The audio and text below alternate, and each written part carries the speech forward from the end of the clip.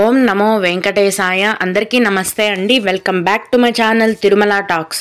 నేను మీ లక్ష్మీ పూజిత. తిరుమల యొక్క డైలీ అప్డేట్స్కి స్వాగతం.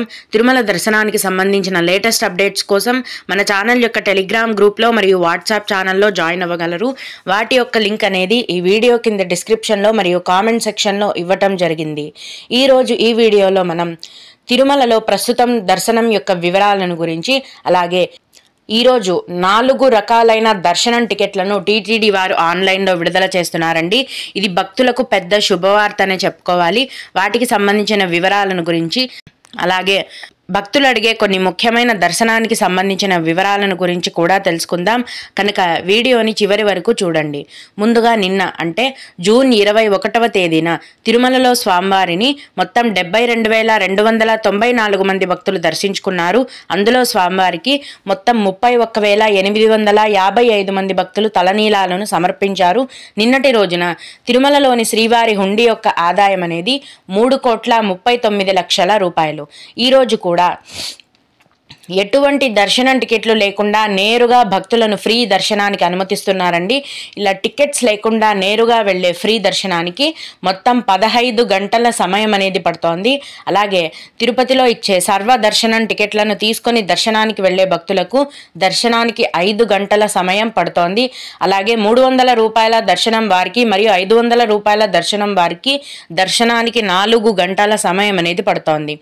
ఈరోజు కూడా చిన్నపిల్లల సుపదం ఇన్ఫాంట్ దర్శనం అనేది ఉందండి.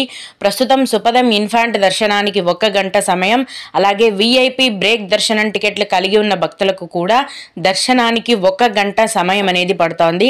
దీన్ని బట్టి ఈరోజు తిరుమల కొండపైన భక్తుల యొక్క రద్దీ అనేది సాధారణంగానే కొనసాగుతోందండి.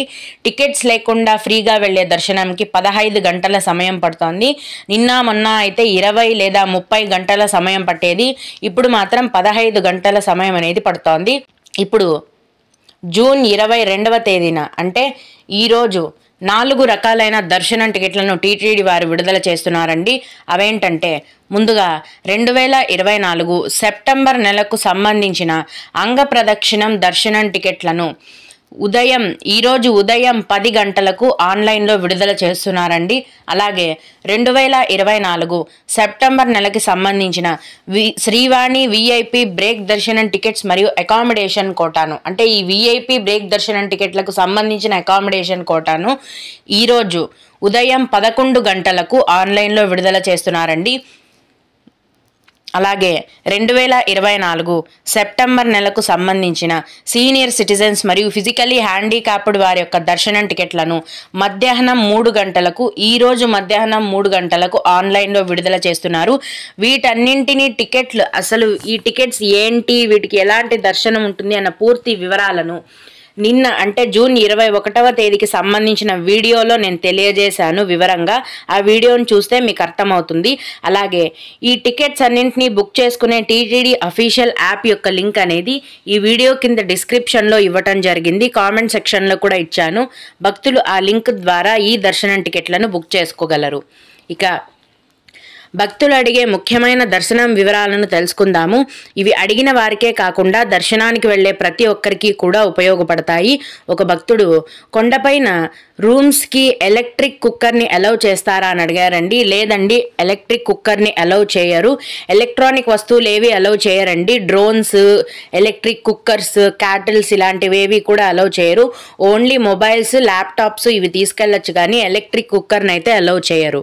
అలాగే మా బాబుకి 3 ఏళ్ళు ఉన్నాయి. సో ఫుడ్, స్నాక్స్ మరియు వాటర్ ఏదైనా 300 రూపాయల దర్శనం క్యూ లైన్లోకి తీసుకొని వెళ్ళొచ్చా అని అడిగారండి.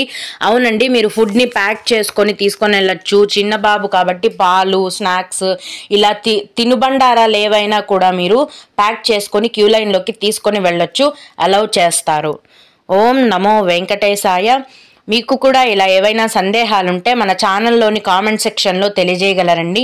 నేను వాటికి ఖచ్చితంగా రిప్లై ఇవ్వడానికి ప్రయత్నిస్తాను. ఇవి ఇవాల్టి తిరుమల అప్డేట్స్. ఇలాంటి మరిన్ని వీడియోల కోసం నా ఛానల్ని సబ్స్క్రైబ్ చేసుకోండి. ఈ వీడియోని లైక్ చేసి షేర్ చేయగలరు. ఓం నమో వెంకటేశాయ.